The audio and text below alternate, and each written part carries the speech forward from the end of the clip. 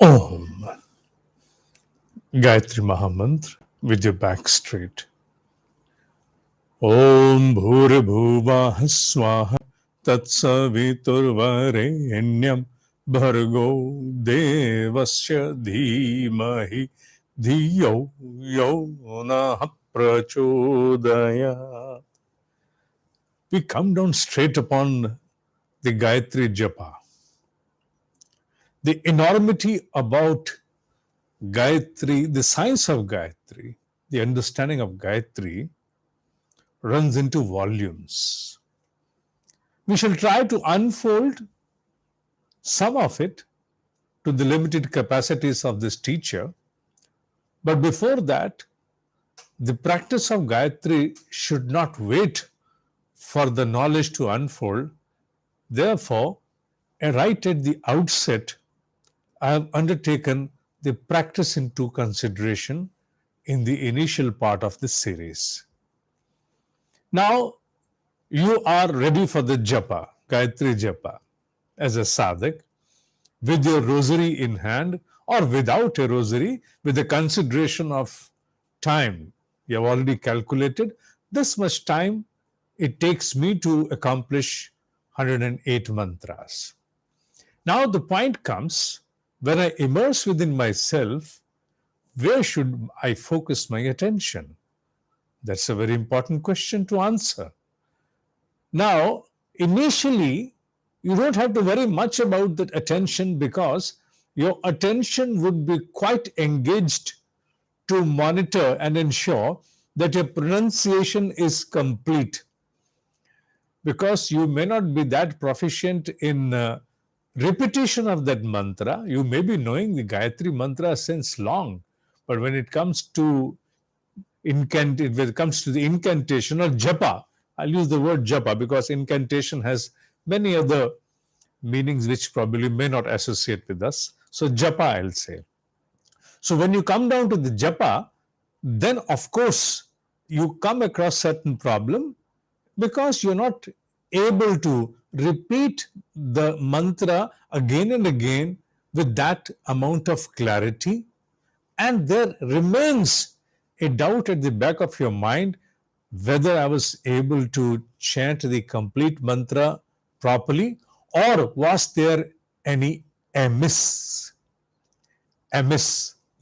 So that doubt certainly remains. Therefore, in initial stages, your focus of attention should remain upon the pronunciation of the mantra. Maybe you are murmuring it within yourself, but you are also going to ensure that each and every mantra which I have pronounced, chanted, or japa has been complete and perfect without any miss. So when you ensure that, then the next level comes, which probably should come within couple of days from the day you start your practice, you start your observe, you start your sadhana. And that is, now the mind has its own inherited tendency to wander, and it wants to wander irresistibly, uncontrollably. It wants to wander uncontrollable, I'll say, not controllably, uncontrollable, and it wants to wander upon its own kind of voyage, unmindful voyage. And this occurrence is absolutely normal because most of us, almost, I should go on to extend this blanket to almost all of us, barring very few upon this planet at any given point of time in physical dimension, we have this problem that our mind is irresistible and we cannot hold on to one particular thought or thoughtlessness for a prolonged period of time. So, therefore, this is nothing abnormal, it is very much normal.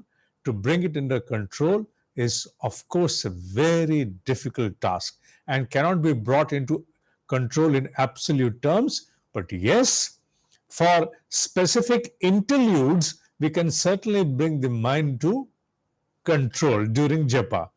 Now, what happens actually is, as it goes on within all of us, the mind goes on to an autopilot mode. And we all understand what is autopilot mode. the assignment is given to one part of the mind. The awareness then apportions itself into different parts. One part of the awareness is apportioned to ensure that the japa continues. In between, if there is a doubt that arises, then you will assign your complete attention to ensure no, no, no, everything is going smooth, perfect, no problem. But otherwise, awareness will apportion itself to different assignments, as I said, to the wanderings. You go on to recall or anything. I cannot term the classification for the avenues of the mind is countless. As it's the magnanimity of its might, so is the directions towards it can charter, unknown, uncharted, or charted, wherever. Now, mind will have its own dispensations, japa and wandering, and it goes. This continues for a fairly long period of time. At times, sadhak start complaining. I sit down for japa with all sincerity. Initially, I was able to focus much, but now, since past few weeks or days or months, I'm observing. I sit down for japa, but when I sit down for japa, my mind starts wandering and I have no control upon it. And the only thing I can recall is the count of my japa. And at times, even I become oblivion to the count of the japa as well. But I sit down with my thoughts running, the silent brain chatter goes on, and I conclude with the same mood. I don't feel accomplished. There is a sense of being inconclusive, as if I'm just beating the bush, doing something without any purpose. Am I doing the right thing? Let me first of all give you an endorsement. You are doing absolutely the right thing. Remember one thing, I should mention it right in the initial stage. The science of Gayatri works upon two primary principles, although I'm going to repeat the same lines again in other episodes as well. But let me mention it here itself. The science of Gayatri functions upon two platforms. One is the science of sound. The sound is converted into its own subtle dimension. That's what we call it japa. Silently it emanates from you into the cosmic mind. And the other part is when you contemplate with the bhava. And that is when you concentrate upon something within yourself that we term as dharana, which I'm going to come down today itself. So these two things, when they combine, they undergo a fusion. And that fusion generates such a tremendous amount of energy which the seeker benefits. But to create this fusion, one has to accomplish perfectly for the pronunciation and at the same time focus of attention upon something, maybe which I'll come down right now, any kind of a dharana. It may take time. And for example, I'm saying it example. Why example? Because the time varies with different people, so you cannot be very firm to establish that this is the kind of time, amount of time which it shall take you to conclude when this fusion starts. It may happen so that you continue your japa for about 1 year or 2 years or maybe more, and yet you're not able to accomplish that kind of conclusivity to focus your attention while the japa moves on its own pace. Even then, you are cherishing the purpose of Gayatri Japa by making use of this science of sound. Sound is going to generate its own kind of energy, which is absolutely inevitable. It is bound to happen. So be ensured, even it takes you 2 years, 3 years to come to that conclusivity where you are able to create a fusion of your contemplation, the focus, and the Gayatri, the sound, the science of the sound. Even till that extent, you do not remain unaccomplished. You certainly cherish the purpose of japa. Of course, yes, the pace will alter altogether. It will become like adding rocket fuel to your upasana when both undergo a fusion. But till then, must tell yourself, it may be so that I have not been able to focus my attention during japa. It may be so that I find there is kind of an inconclusivity within me, but yet I am not getting up empty handed. I have accomplished, I have been able to comply to the discipline of the japa on the same place at the same given point of time, and I've been able to benefit along with the discipline with the science of the sound, the benefit of the sound energy which it has been able to produce in the subtle dimension with or without the focus of my attention. So, having said that, I have removed that kind of a doubt which may intervene in order to thwart your attempt, your discipline to continue pasana even during the moments of total inconclusivity. Now, is there a solution to that, that we can facilitate that fusion to happen by way of being able to focus our attention? Yes, there is a way. There is an ancient technique which we have, and through that technique, what we do is during the moments of our japa, we cast our awareness into such a mold. Now, recall my words. We cast, C-A-S-T, cast, our awareness into such a mold that we term as Ishta. This is a Sanskrit word, Ishta. And by being able to cast a mold of Ishta, then the focus of attention begins effortlessly. Now, it can happen wherever, whomsoever, and whenever. That is the science of Ishta. Is an Ishta science? Yes, Ishta itself, Ishta Dharana by itself is a science. It can be accomplished wherever, on whomsoever, and whenever. Now, coming down to the Ishta, what is Ishta? Do you know the meaning of Ishta? Generally, people into the spiritual parlance and associated with the Sanatan Paddhati will say, yes, my Ishta is that Lord, this Lord. You will have one of your Ishta Devata. The meaning of the word Ishta is different. The meaning of the Ishta is a deep desire, a deep yearning. You can term it as something which is insatiable yearning within you towards something, that is Ishta. That is why it is also used as a suffix with several words like Ishta Deva, of course, Ishta Mantra, Ishta Mitra, Ishta Kamana. So the word Ishta means a deep longing, a deep desire, a deep yearning. That's the meaning of the Ishta. Now, you have to give to yourself an Ishta, something that you deeply desire for. It has to be in the form of a symbol. The science of idols, according to ancient Indian wisdom, is a symbolic representation of virtues that have been brought into pictorial form so that we can associate with ourselves with those virtues. Because forces do not have faces. We give them faces so that we can facilitate ourselves in order to comprehend and connect with those subtle forces which otherwise are not visible to the naked eye.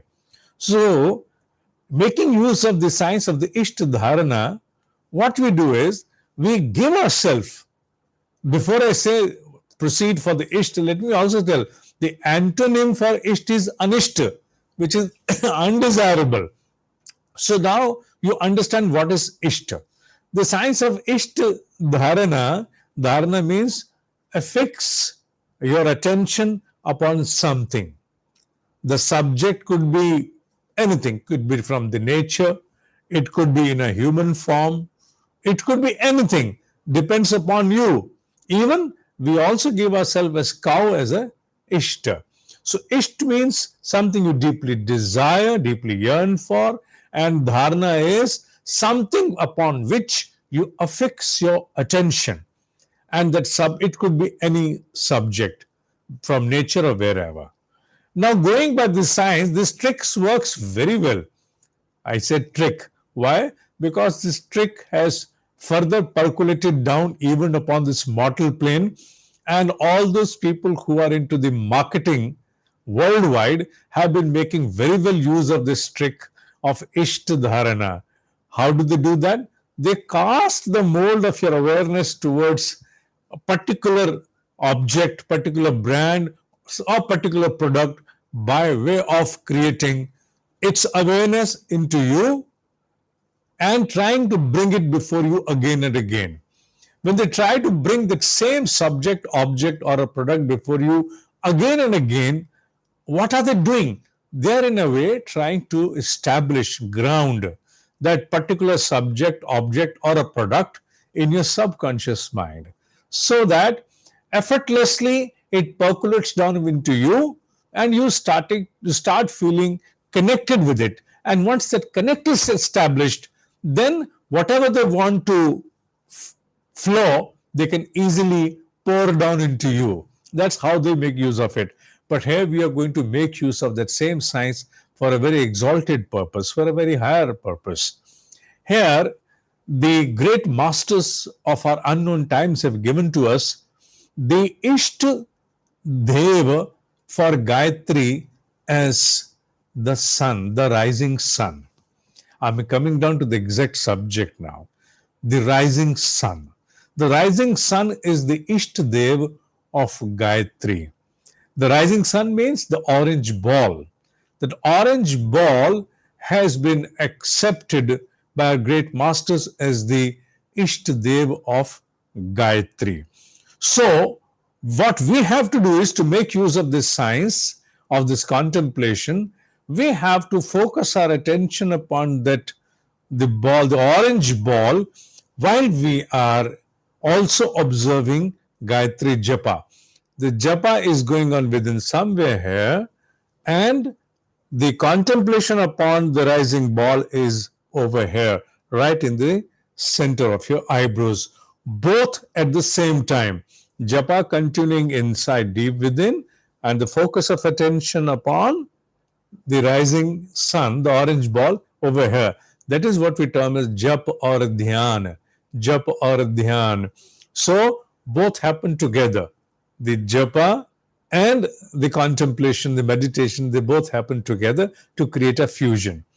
Now, how do I bring that orange ball into my imagination to such an extent that it becomes affixed over there? And effortlessly, whenever I want to recall, whatever period I want to recall, wherever I want to recall, I can retain its image. Very simple to do that. It's not very difficult. How do I do that? You have to bring the picture of your choice, which means you have to search the internet, choose the picture of your choice of that rising sun, the orange ball. Once you give yourself that picture, now that picture must be in front of you every now and then.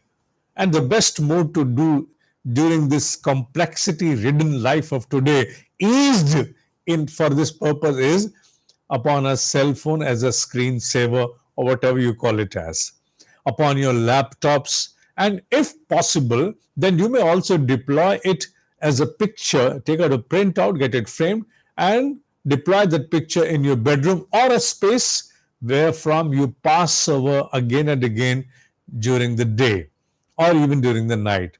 I'm saying if it is possible. If it is not possible, you do not have to contest for the posters around you. But yes, of course, that is very much within your control to have it on the mobile. Whenever you are about to interact with someone, it's there. You have to first of all cross over it. When you're going to visit your mobile phone for anything and everything, it's there. So let that image ground into you. That is what we term as dharana. Dharana is a very broad subject, and it holds so much of significance that you will be surprised if I give you a small information upon that. Under Ashtanga Yoga of Patanjali Rishi, there are 8 limbs of that yoga. And the most important is dharana. After the outward discipline, that is yama, inward discipline, that is niyam, then the posture, asana, then the breathing exercise, bringing the prana to order, prana, yam, niyam, asana, prana, then withdrawal, that is pratyahar. Then comes dharana. So dharana is the sixth. And dhyana is something which you don't do. It ultimately, the dharana transcends into dhyan. The last is samadhi, which you're not going to take much into consideration at this moment. So dharana holds lot of significance. So much of significance that it has been placed in the 8 rungs of the ladder at the 6th rung. So that's the 6th rung, and we have to make use of the science of dharana by the science of Ishta. Therefore, I combined both together by mentioning the science of Ishta Dharana. So here, the Ishta is going to be the orange ball. And Dharana is when you affix your attention to that. That ongoing process to affix your attention is Dharana. And the Isht is the selection of that particular subject, object, which you have given to yourself as a Ishtadeva. So Ishtadharana is the rising ball. Say, for example, it may happen few people will say that we are more comfortable if you give us a human form to associate with as an Ishtadev Dharana. Then yes, it's all for the facilitation of the mind to focus upon. So one can also give to oneself the female Devi that we term as, because the power, according to ancient Indian wisdom, has been understood as feminine. So give yourself a female Devi as Ma Gayatri. There are beautiful pictures available for Ma Gayatri with a swan as its vehicle. You can find them on the internet very well. The vehicle is also beholds a lot of significance, which we certainly are going to come upon in the later course of these episodes. You may even select that you are more close, you become more close, you come to more proximity, you associate with self, with that deity as a mother, and with the deity as a mother, like Ramakrishna Paramahansa with Kali, so I can associate myself more with Devi. You can even choose Ma Gayatri, the image of Ma Gayatri, as your Ishtadharana. So it's upon you. It's totally upon you. If you choose the rising sun, the orange ball, then during your moments of contemplation, you have to also imagine. Initially, it's all in imagination. Yes, it's all in imagination. But then that imagination by repetitiveness concretizes. And remember, this technique is equally deployed not only by the sattvic experiments under spiritualism, but even for the most occult ones. The techniques remains the same. You have to give yourself a Ishtadharana and then get immersed into it. If it is the rising ball, then the imagination must exceed to the limits where you assimilate the energy, the effulgence of the sun to such an extent that you yourself become the sun. You undergo the total dissolution. The chanting goes on within, chanting means the japa, not exactly the chanting by constructing the word, but in the silent form. And at the same time, you yourself undergo total dissolution into the light. Still, the mind may wander, because the magnanimity of the mind is huge.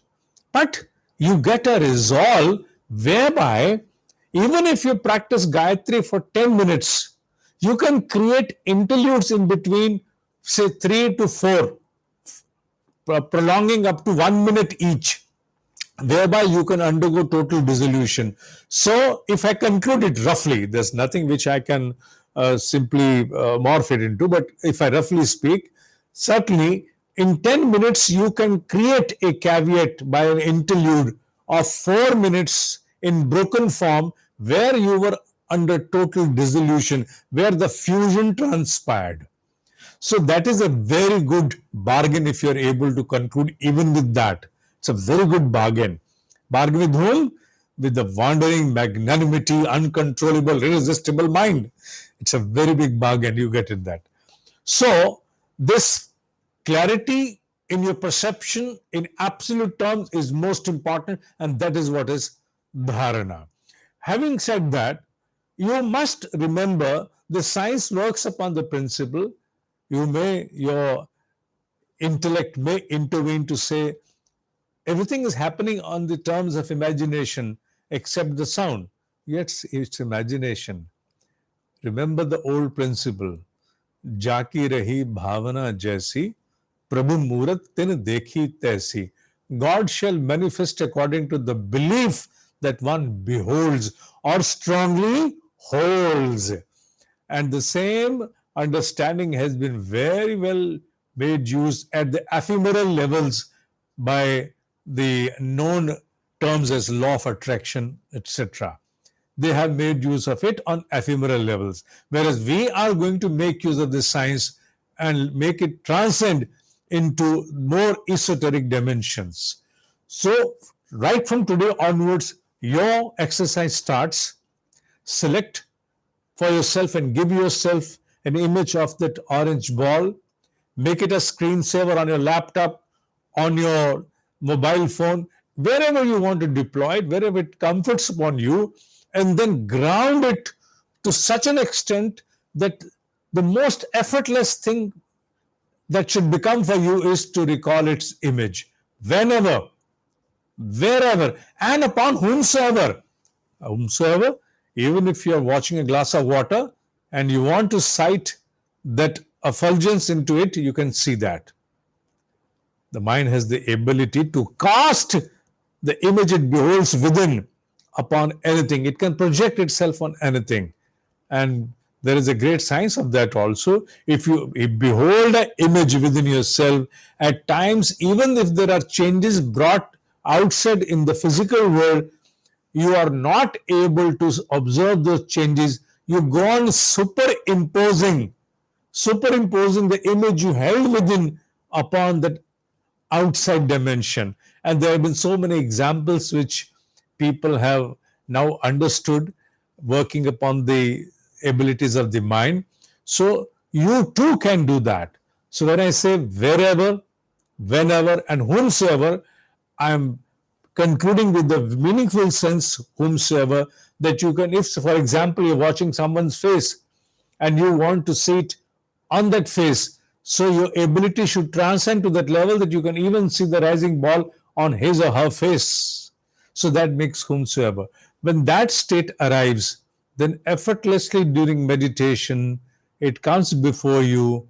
You immerse into that rising sun, into that orange ball, and you're able to prolong that period of thoughtlessness, create that fusion of this energy of sound with this contemplation, energy of contemplation, bhava, and benefit out of it. Is that right? So first things first, the search for that orange ball is the foremost. Do that. If you want to associate with Ma Gayatri, search the image. Whatever. You may change the image as a screensaver on your mobile or laptop once the image grounds within you. But till that period, observe yourself with the premonition you're undergoing a special kind of a preparation that entails this discipline. Is that right? Okay. Much to come. Share it with like-minded people. There are very few whom you can share with. I know these people, these kind of things cannot become viral, but share it with those who are like-minded so that they can also benefit from it. Om hi satya hai. Yeah, before I conclude, I try to give the points of each and every discourse in the description on the next day, not on the same day, but on the next day. And I've also mentioned my email. If you want to have any kind of a query regarding this understanding, do mail me, and you don't have to worry about anything. You are not charged for all those things. Within my available limited capacities, I'll try to resolve them under the blissful guidance of my master who exists in the subtle form. And my email is info @dineshji, DINESHJI, Jalandhar, India.com. ओम ही सत्य है, ओम ही सत्य है, ओम ही सत्य है.